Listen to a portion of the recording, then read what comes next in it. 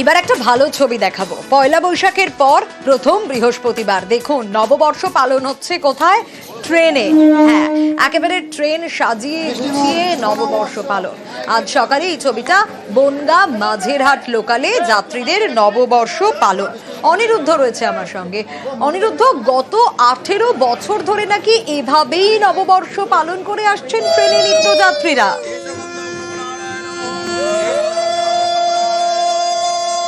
একদমই সোনিয়া, উত্তর 24 পরগনার বনগাঁ মাঝেরহাট যে 7:30-এর বনগাঁ বাজারহাটের নিত্যযাত্রীরা কিন্তু প্রতি বছরই এই নববর্ষের প্রথম বৃহস্পতিবারে ট্রেনের মধ্যে রীতিমতন ফুল দিয়ে সাজানো হয় ট্রেনের কামরা, এবং ট্রেনের মধ্যেই লক্ষ্মীনারায়ণ পুজো করা হয়, কারণ যাত্রীদের মঙ্গল কামনায়।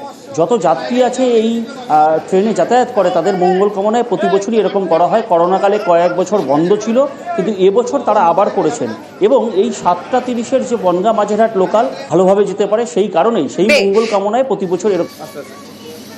আমরা প্রত্যেক বছরে এই দিনটা উদযাপন করি। পয়লা বৈশাখের পর যে প্রথম যে বৃহস্পতিবার, এই দিনটাতেই আমরা এই দিন উদযাপন করি।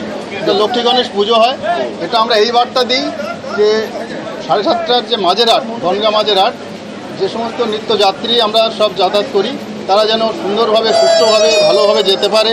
যাত্রীরা সুস্থ থাকে, সারা বছর ভালোভাবে যাতায়াত করে।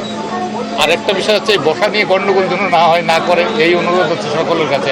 রেলের তরফ থেকেও পুজোটা হয়, এরা করছে, খুবই ভালো হচ্ছে, খুবই আনন্দ দিচ্ছে এটা।